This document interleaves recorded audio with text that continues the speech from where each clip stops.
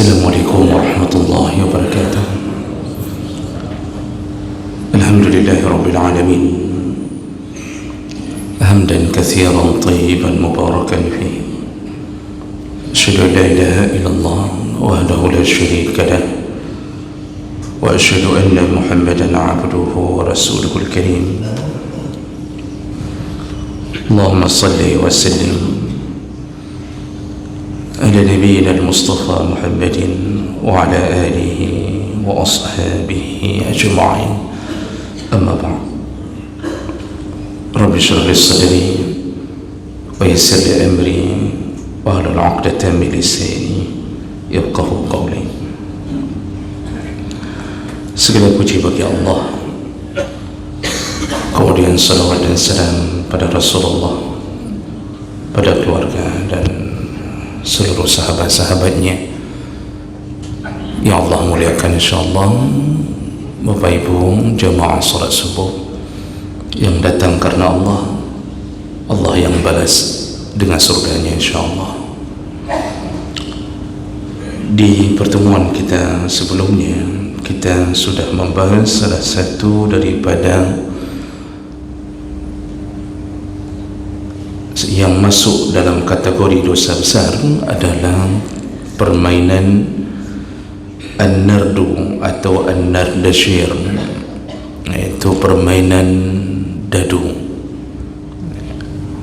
Jadi apapun permainan yang menggunakan dadu sebagai alat untuk bermain masuk kategori dosa dalam pandangan jumhur ulama, dan itu kita sudah bacakan hadis-hadisnya, dan semuanya mengkerucut menjadi penyebab haramnya karena ada unsur takhmin, yaitu tebak-tebakan.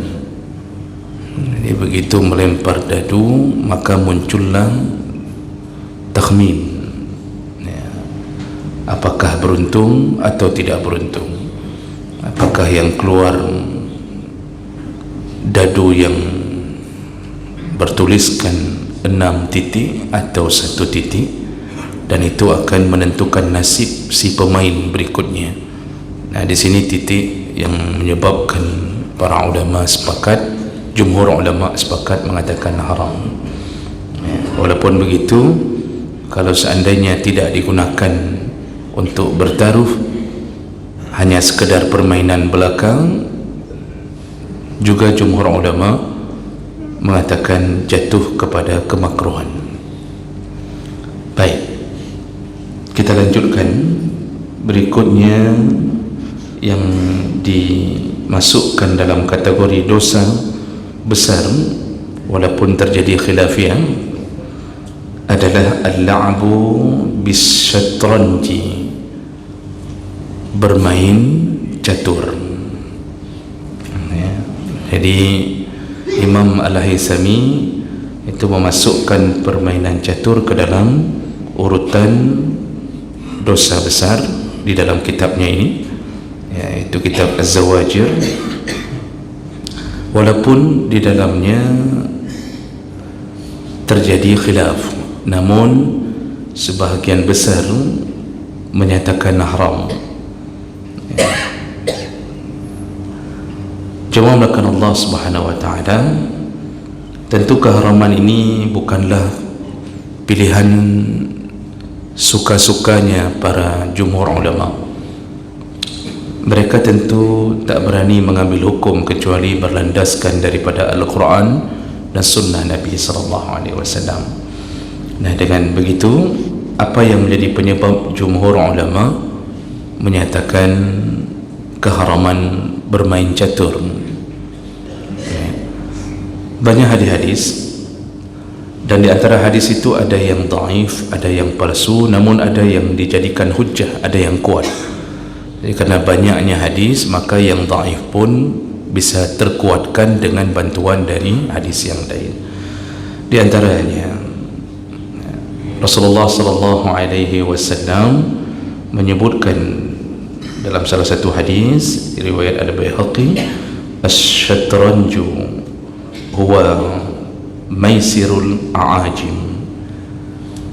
Permainan catur adalah judinya orang-orang ajam, jadinya orang-orang non-Arab, kata Nabi.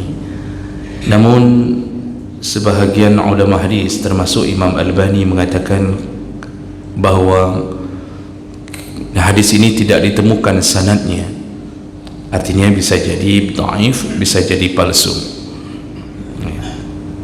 Dan maksud orang ajam karena catur ini lahir dari Persia, dan orang Arab mengenal catur itu diwariskan dari budaya Persia, yaitu sebuah kotak di atas papan berbentuk segi empat, lalu kemudian ada bidak-bidak catur untuk mengatur strategi perang, dan ini adalah permainannya orang Persia, lalu diwariskan ke Arab dan diwariskan ke India dan menyebar ke seluruh alam sampai hari ini. Dan ini menjadi permainan yang sangat masyhur, bahkan legend di dalam dunia sejarah kehidupan manusia. Jadi tidak hilang sampai hari ini. Nah, jawab berkat Allah, ini hadis yang pertama. Kemudian hadis yang kedua, hadis riwayat Ibnu Hazm, diriwayatkan dalam kitab Al-Muhalla. Namun hadis ini pun munqati', artinya ada sanad yang terputus. Rasulullah mengatakan asy-syatranju mal'unatun wa mal'unun man la'iba biha. Catur itu terlaknat, dan terlaknatlah orang-orang yang bermain dengannya. Dan kemudian dalam hadis yang lain, dalam silsilah ad-dha'ifah disebutkan iza marartum bihaula'i alladhina yal'abuna al-azlam, kalau engkau melewati orang-orang yang bermain al-azlam, yaitu asy-syatranju wan nardu, yaitu catur dan dadu. Azlam itu mengundi nasib, tapi disebutkan yaitu catur dan dadu. Wa ma kana minal lahwi, dan apapun permainan yang sia-sia, fala tusallimu alaihim, jangan beri salam kepada mereka. Jadi kalau engkau lewat di depan orang yang bermain catur, bermain dadu, jangan ucapkan salam. Namun hadis ini juga dihukumi hadis yang dhaif, sebahagian menghukumi hadis yang palsu. Jadi hadis-hadisnya bercampur, namun ada beberapa hadis yang menjadi penguat. Di antaranya hadis riwayat Al-Baihaqi, dan sanadnya baik. Ibnu Qayyim pun juga mengatakan sanadnya baik. Rasulullah sallallahu alaihi wasallam menyebutkan annahu su'ila 'anis syatranji, ketika Rasulullah ditanya tentang permainan catur, faqal, maka Rasulullah menjawab huwa syarrun minan nardi, permainan catur itu adalah salah satu keburukan yang sama dengan permainan dadu.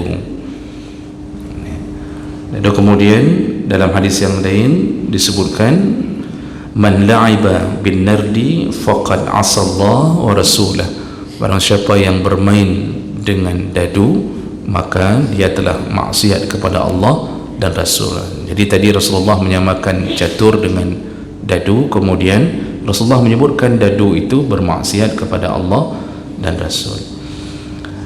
Nah, di dalam hadis yang lain juga dimasukkan kategori sahih, yaitu tentang Ali bin Abi Thalib, anna Ali radhiyallahu anhu marra ala qaumin yal'abuna bisyatranji. Jadi Ali bin Abi Thalib pernah melewati orang yang sedang bermain catur.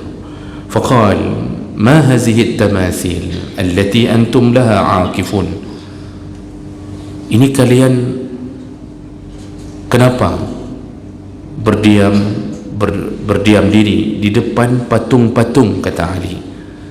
Ini ada apa dengan kalian? Kalian berdiam diri di depan patung-patung seperti orang menyembah.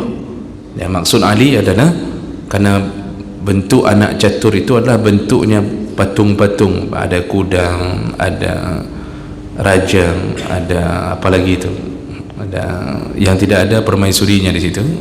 Pokoknya begitulah ininya. Jadi Ali mengatakan, kenapa kalian berdiri di depan patung-patung ini? Artinya beriktikaf, akifun beriktikaf. Nah, dari semua hadis-hadis yang diriwayatkan, juga ada tambahan satu hadis yang mungkin perlu kita dengarkan, itu hadis yang berbunyi, Inna Allah Ta'ala fi kulli yawm 360 nadrah ila khalqihi laysa li sahibi sya' fiha nasib.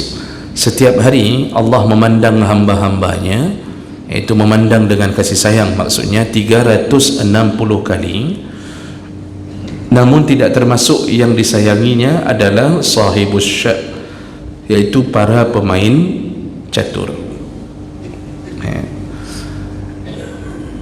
Dan disebutkan bahawa hadis ini termasuk kategori yang sanadnya bagus, dan ini masih banyak hadis-hadis yang berkenaan dengan catur, walaupun sebahagian hadisnya palsu dan dhaif, tapi ada yang bisa dijadikan hujjah.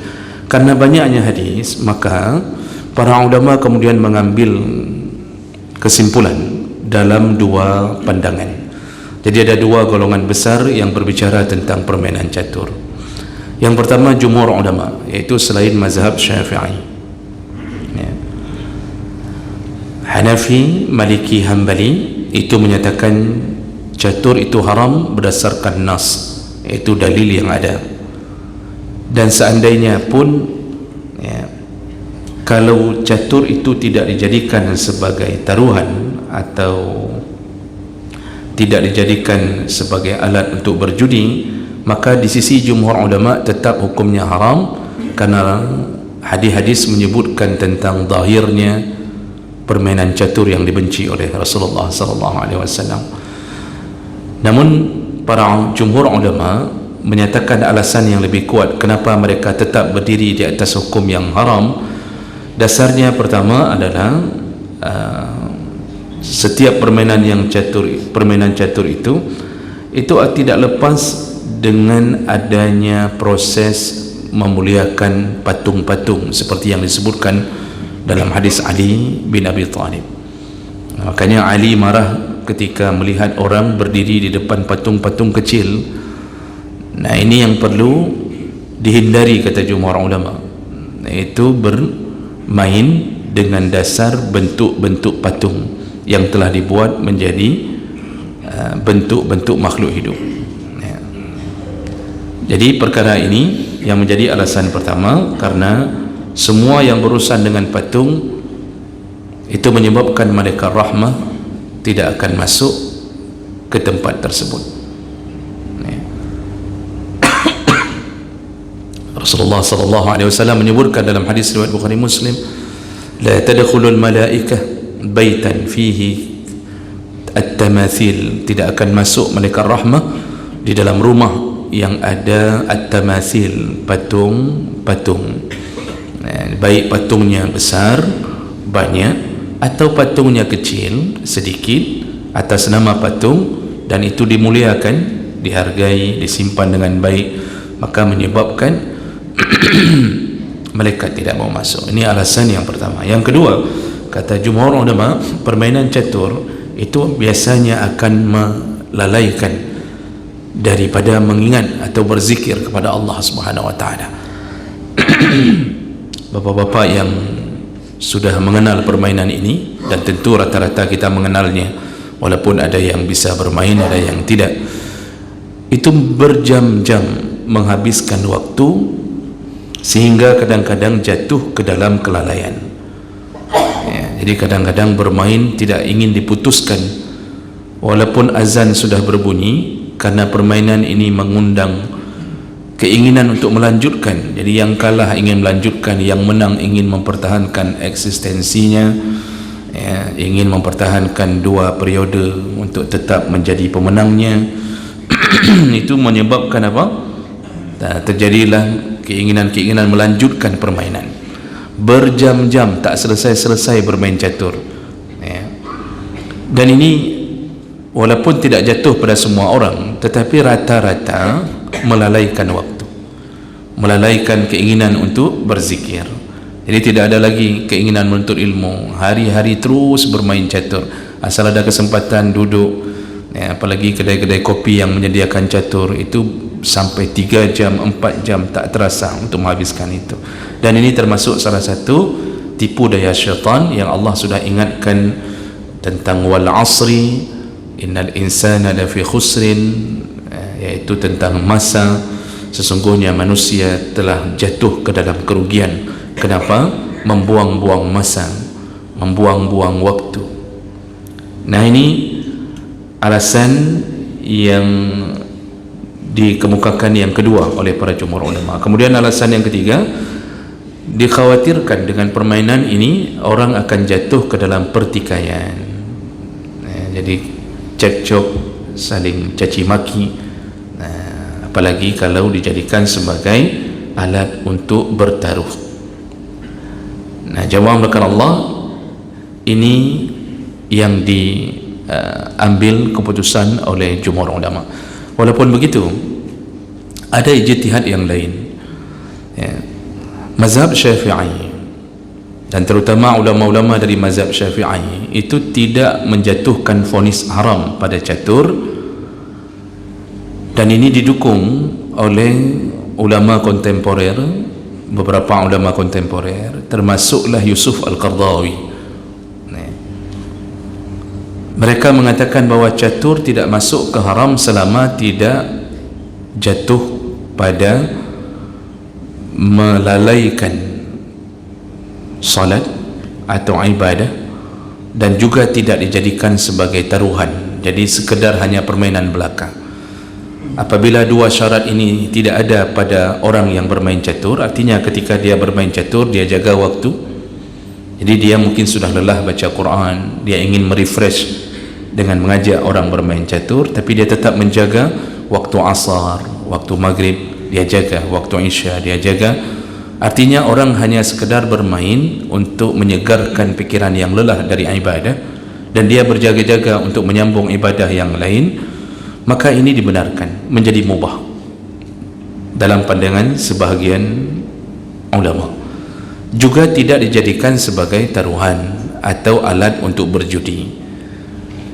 Kalau dua perkara ini selamat dari seseorang, maka hukum catur yang dasarnya disebut oleh Nabi menurut mazhab Syafi'i atau menurut ulama kontemporer termasuk Yusuf Qardawi dalamnya, itu tidak termasuk bagi orang yang tidak melalaikan urusan-urusan ibadah, ya. Karena mereka berprinsip semua perkara pada dasarnya adalah mubah sampai datang dalil yang kuat untuk mengharamkannya.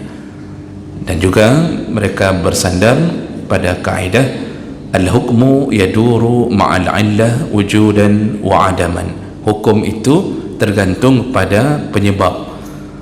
Maka adanya penyebab yang menyebabkan haram, maka muncullah haram. Tidak ada penyebab yang memunculkan haram, maka tetap hukumnya berdiri di atas kemubahan.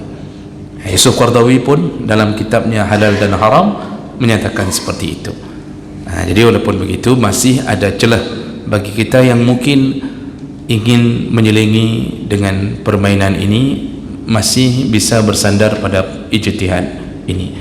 Namun walaupun begitu, jemaah melakukan Allah, jangan sampai terjebak dengan permainan ini sehingga kita melalaikan kewajiban kita, melalaikan mengingat Allah. Apalagi ada orang yang sudah mempersiapkannya untuk Ramadan. Jadi menjelang Ramadan beli catur. Untuk apa? Persiapan Ramadan. Ini salah satu cara yang salah mempersiapkan Ramadan. Jadi habis sahur main catur sampai menjelang zuhur, kemudian habis zuhur main catur sampai asar, sampai waktunya berbuka. Ditanya orang, ada terasa tidak Ramadan kali ini? Enggak, saya tidak terasa capek. Kenapa? Saya di depan catur, nikmat rasanya menikmati Ramadan. Inilah model orang yang masuk dalam Ramadan dalam keadaan melalaikan waktu, dan ini adalah golongan orang-orang yang merugi di dalam Ramadan. Tidak dapat apapun bonus dari Allah kecuali dia hanya menghabiskan waktu bersama permainannya. Nah, jemaah melakukan Allah, Mudah-mudahan kita bisa melihat dan mengkondisikan kapan harus bermain dan kapan harus meninggalkannya. Mudah-mudahan bermanfaat. Subhanakallahumma bihamdik, asyhadu an la ilaha illa anta, astaghfiruka wa atubu ilaik. Wassalamualaikum warahmatullahi wabarakatuh.